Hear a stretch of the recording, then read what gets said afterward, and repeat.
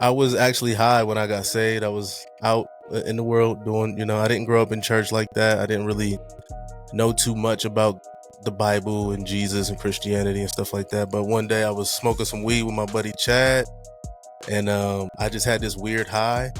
And the only way I can explain it is I felt like I was losing my mind. And the only thing I could think of was to go into this church. I know it was the Spirit of God leading me. Hello and welcome to Holy Culture Artist Spotlight. With me today is St. Jones. St. Jones, how are you today? I'm doing well. Glad to be here. Thank you for having me. Yeah, I am really excited because you and I have DM'd on the back end of Holy Culture. You helped us out last year on the Suicide Prevention Week Oh yeah, that's with right. your really engaging content. And I was like, oh yeah, I get to talk to him this time. So I was pretty excited.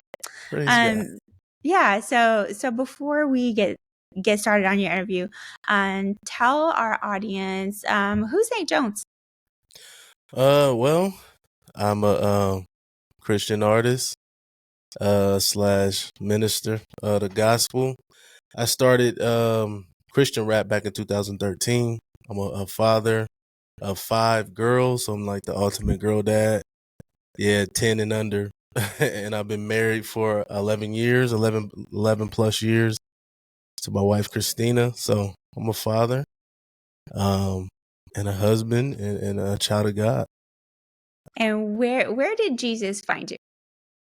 Well, uh, I was actually high when I got saved. I was out in the world doing, I didn't grow up in church like that. I didn't really know too much about the Bible and Jesus and Christianity and stuff like that. But one day I was smoking some weed with my buddy Chad, and I just had this weird high. And the only way I can explain it is I felt like I was losing my mind. And the only thing I could think of was to go into this church. I know it was the Spirit of God leading me in my grandma's church that I would go to every Easter, every other Easter, if that. And it was Saturday afternoon. Pastor happened to be walking out. She was the only one there. I said, listen, can I go in here? I need to talk to God. Because I believed in God. I just didn't believe in Jesus. And I felt like I can find God at a church. Because I felt like God was the only one that can help me with this situation I was in. So I went and I asked God what was wrong with me. And I felt the Lord tell me to surrender. And that's how my walk started with Christ. I left. I went to Goodwill and bought a Bible. And I just read the whole Bible. I quit everything cold turkey and started walking with the Lord. Wow, that's nuts. What did your friends think? Because it was like a really quick turnaround. Like one day yes, Yeah. and then the other day where you're like, okay, I'm done. No, thank you. How was that? Yeah, so a lot of my friends and family, they kind of thought maybe it was just like a phase, you know what I'm saying? Maybe, oh, he going through something and but eventually when they saw that I had like deleted some music, I had changed my rap name, I stopped doing the things that I was doing, they knew it was real. And so there was some family members who were like, because I moved away from the city I was living in to get away from the temptation. So there was family was like, dude, you just left. Like, I had a little brother who kind of was upset with me a little bit. He's good now. He understands now, but back then he didn't understand it. So, and then friends, I had music coming out. I was doing shows, worldly music and stuff like that. And I just stopped all of that. And I had a crew that I rap with. And so at first people were just like, all right, maybe this is a phase. And then it started to be like, all right, what is this dude doing? And then eventually they understood like, oh no, he's serious about this. And so, God used that as a witness. They know that I'm really committed to something. So they know it must be real if it's keeping me this long. And so you were already doing music then. Had you always been musical? You grew up with hip hop, liking hip hop, and then you just started doing secular music. When did that start? So yeah, probably around 10, 11, I saw my cousin, Leon, my older cousin. He was rapping, I think it was Eminem and Dr. Dre, Forgot About Dre. And then he was also rapping a Jay-Z song. And I was like, yo, I want to do that. Like, cause he was rapping every lyric. I thought it was so cool. So he wrote the lyrics down for me and I rapped them word for word and it felt good.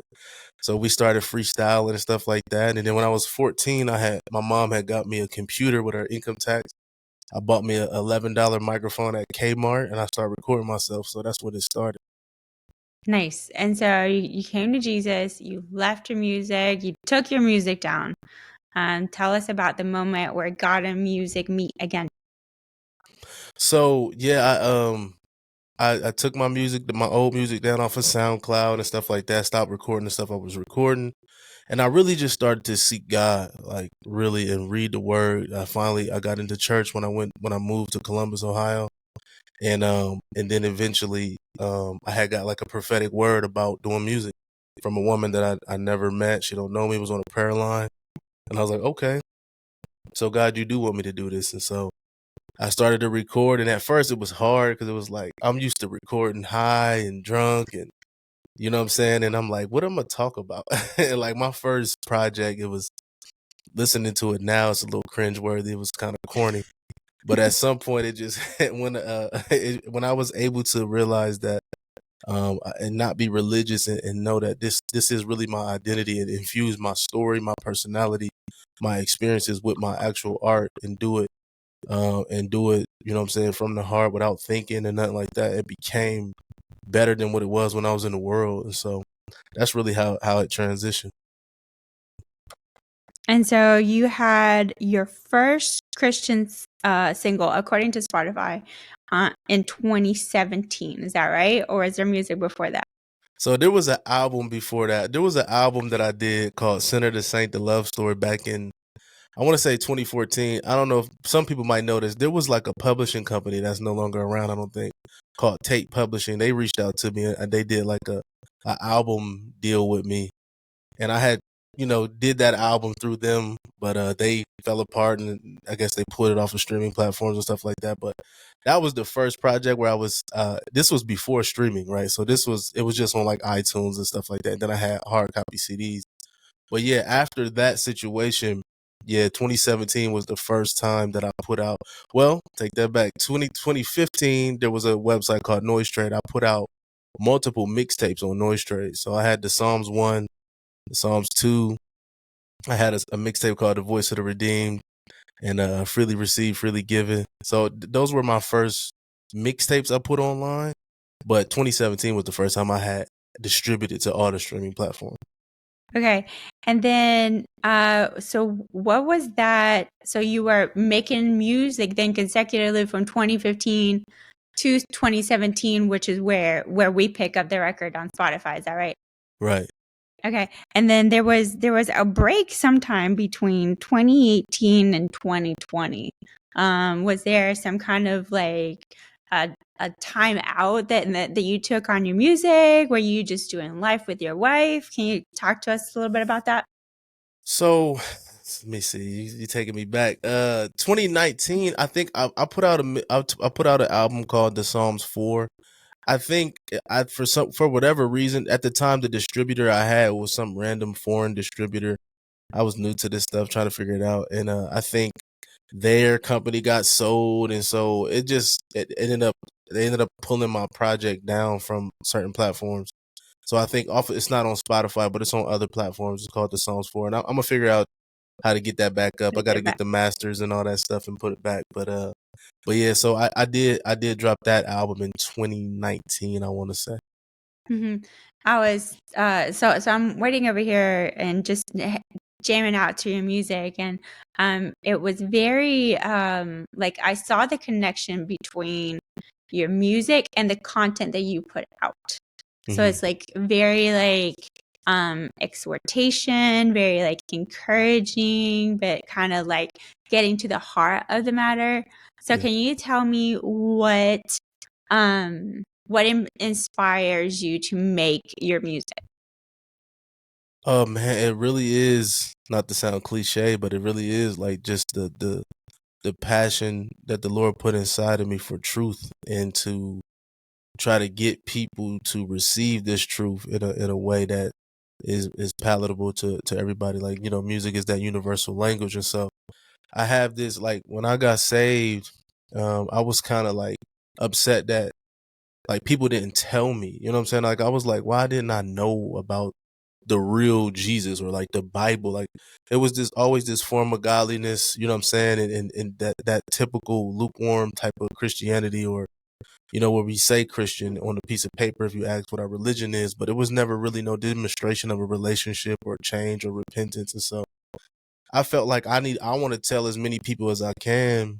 And I feel like my music is a way for me to get the message out to where people can be listening and being ministered to when I'm not even in the same room as them. So it's really just what comes out natural because I have this desire to tell people, to help people, to encourage people, and also to just expose the enemy and the lies and the deception in this world and to open people's eyes because I was so blind and I could have died like and just went to hell and I wouldn't have known, but the Lord saw fit to come and get me. So I feel like I feel this burden to communicate that through my music.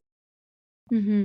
And so I guess that's just an extension of your content too that you put on social because, and I'll stitch that in here. But last year I was looking for mental health related content, and I was like, man, it would be great if I found artists that were already talking about this. That way, we don't have to talk about it. It comes from you guys, Right. and you come up on my phone, and you're like, get up. And I was like, I paid attention right away. You're like, get up, man. And so it was just like very encouraging to me, even though I wasn't like in a bad state. And I was like, man, if somebody's really struggling, like I would want somebody to talk to me like that, like and Yeah. give me that encouragement. So is that where that fire comes from? Just for like, I feel like you're trying to reach through the screen and shake us up a little bit. Yeah, it is because a lot of because it's not. I feel like there's not. I mean, there's some content out there, but I feel like there needs to be more of that. And a lot of times, because there isn't, I had to learn some of this stuff that I'll be preaching the hard way. I had to go through certain struggles, and the Lord had to show me these things, and my trials and tribulations had to show me.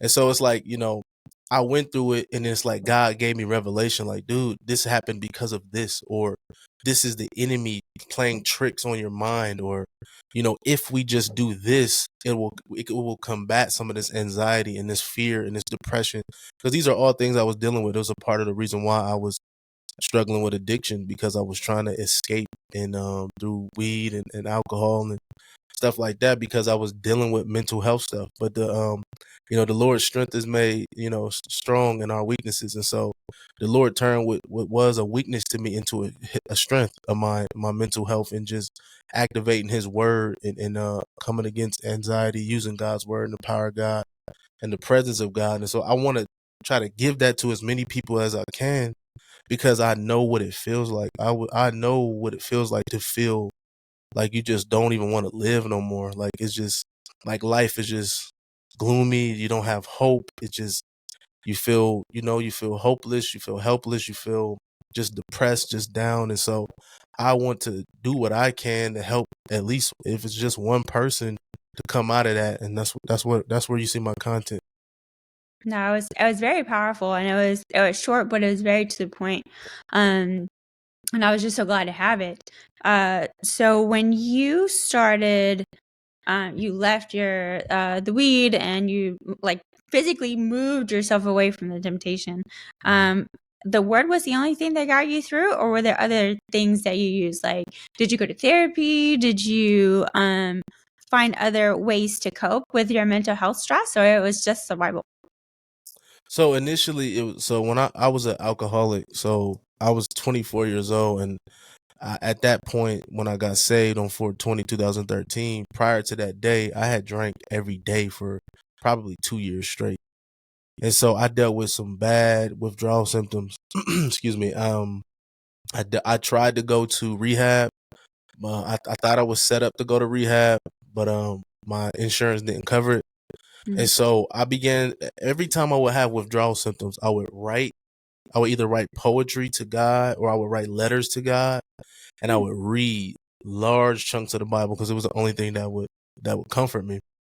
And so it was the main thing, writing and praying and reading the word. And then I moved to Columbus. My mom had got saved like a year prior. I didn't even know. And so, cause she was living in another city than me. And and so I moved in with her. We were on a prayer line every night, every morning. She was praying, we were fasting. I eventually ended up joining a church. So the church, prayer lines, YouTube videos. I would listen to worship music in Columbus, Ohio. It had this channel called The River. It's a Christian, CCM station, and that was on 24/7 in my mom's house.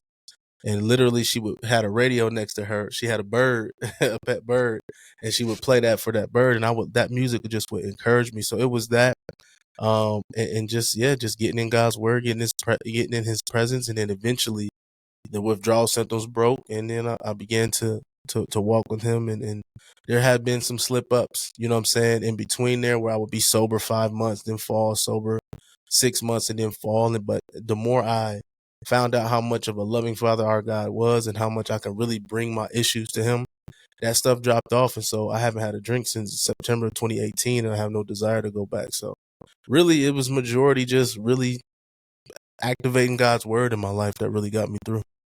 That's beautiful. I love it. And congratulations. 5 years is a huge accomplishment. God is good. I was listening to your music, and then all of a sudden I heard Ephesians 6. I was like, whoop. And I was like, oh, there it is. You're just like speaking the word. I was like, all right, that's awesome.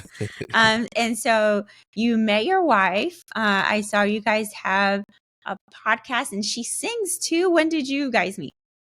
So I actually met my wife in the studio. It was my boy Martin Woods. He's a guy I met. He was doing door-to-door evangelism. He was passing out flyers for a block party at the church that I went to, that my mom went to. He didn't know I went to that church. He was just in the neighborhood passing them out. We were the same age. We connected. And then at the time, I was with the girl that I had in the world. But my lifestyle changed, and it was starting to fall apart. And then the Lord, I was praying about it, and the Lord had showed me that He had someone better for me. And when I told Him, He was like, "You sure?" And He's like, "Well, I got this woman of God, man. I always think about her when I see you, and vice versa." And so she's coming to the studio. He gave me her Facebook. I reached out to her on Facebook, and she said, "I don't talk to people I don't know," and that was a good sign for me. I'm like, okay, that's it right there. And so, so I met her at the studio. We started talking on the phone. She had been in Christ for a while, so I was picking her brain, asking her questions. We would talk on the phone about God. That's it. For hours. And eventually we just got married, and so yeah, we met like that, and we have our podcast, but it's with the 5 children, it'd be so hard to record. So we are planning on getting back to that, but there's probably like 6 months to a year in between episodes, but eventually we gonna get back to it. So I saw the last episode that you released, and you were like, we gotta do this right quick before the baby gets up. And I was like, oh my gosh. And I was like, he has a little one. No, that is hard. I have 2 girls. One of them, they're 10 and 4. And they're both terrors in different kinds of ways. But you have 5 of them. That's wow. Okay, props to you. 5 girls, 10, 7, 5, 3, and 9 months. Wow. Yikes. They're fun though. It's a lot of work, but they are so much fun. I love my girls. I always tell my husband, I wasn't cool until I had kids, and I didn't have fun until I had kids. Yeah. Because they just make you see the world in a whole different way, and it's just they certainly do, for sure. Yeah, it's a fruit salad having kids. So you've been in the industry for a minute, both secular and Christian. What do you think have been your biggest struggles as an artist? Really, ambition and competitive nature. I grew up in sports. So sometimes I want to get out here and compete, you know what I mean? And sometimes I feel like at times we can feel like we have to deviate from the mission to compete or to get our music out there. And so battling with that side of it is one of the things that has been a struggle. And then as I have more kids, time. So, I've had to eliminate any my extracurricular activity is music. Like, it's not like going out and hanging out. It's not video games. It's music. So my spare time, I try to record when I can, or I mix and master all my own music. So, so that's been the biggest thing, I guess, balancing the time and then handling the frustration of not being where you feel you should be, or feeling like your art is not reaching where you feel like it should. And so just battling with that, trying to keep that pride in check, and staying focused on the Lord and the mission at hand, and just trusting His timing. Yeah, that's such a it's such a hard season to be a parent of little ones Yeah, when you feel you have either a gift or a calling right. because I feel like you're being pulled from two opposing sides, right? That's right. You have your all your duties at home as a husband, as a father, as Yeah. a partner, and then you have your creative side, and that kind of like is in the back always wanting some of your attention, but you got nothing to That's give. You barely right. got any sleep last night, right? Exactly. Like I had to scramble in here. I had got off from work and I had to hurry up. Girls, clean your room. Do this and get it, and hurry up and get in here for this interview. So that's the Same. toughest part. But I'm getting better at it.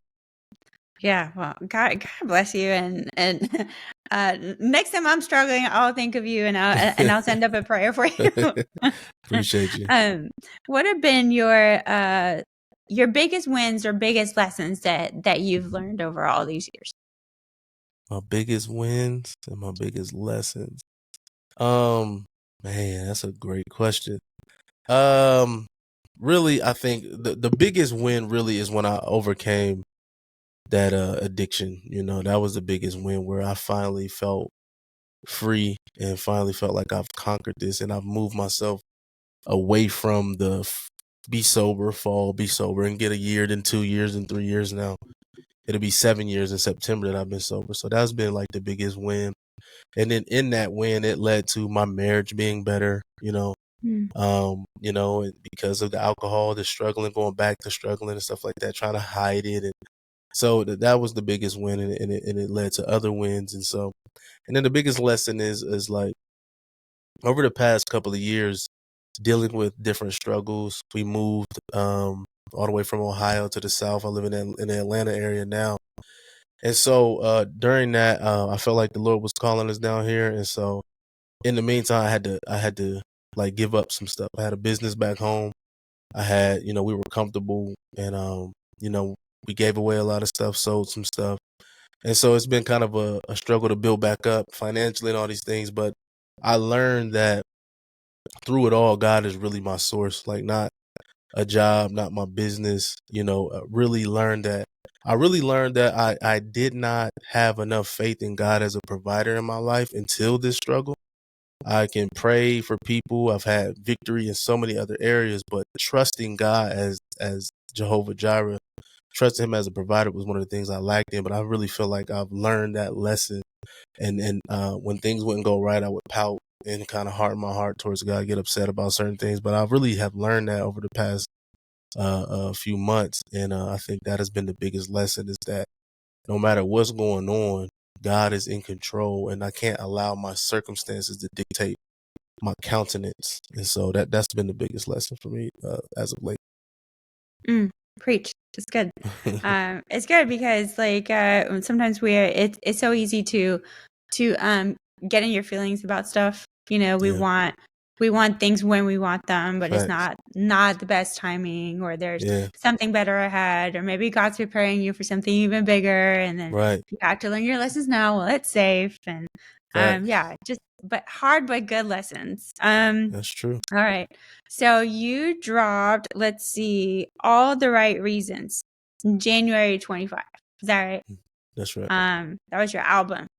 Talk Hmm. to us about the inspiration of your album. What led you to the point where like, okay, I can release this thing.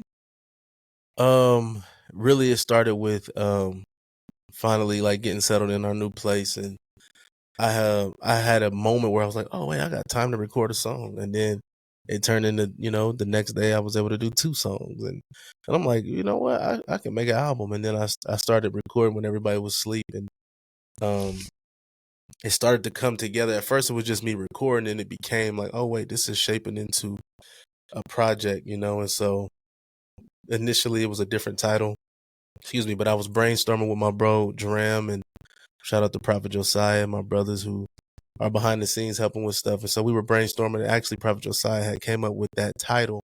I had told him the concept of the project. I told him what like the message I was trying to get across, and I had a couple of ideas of a title.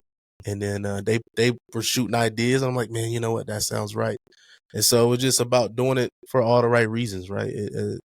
Getting back to that thing of being ambitious or in this time where people do stuff for attention, for clout, for clicks, to gain followers, or for money, or for some of the more superficial reasons, I always have to remind myself that I'm doing it for the right reasons. And so that's really where the concept of this project came from. Okay, so in your last 60 seconds you have with us, tell us where we can find your music and where we can find your content. So yeah, my music is available on all streaming platforms. Just look up St. Jones. I got a bunch of music online. TikTok, Instagram, Twitter is The St. Jones, TheSaintJones. On Facebook, you can find me at St. Jones, or facebook.com/StJones12. I got some music on SoundCloud. Some of the stuff that I've done, like freestyles over different instrumentals that aren't on my projects, you can look me up on SoundCloud. And YouTube, got a YouTube channel, St. Jones. So just look up St. Jones everywhere and you'll find me. Awesome. Thank you so much for hanging out with me and sharing your wisdom and your life experience. Absolutely. Thank you for having me. I really appreciate it.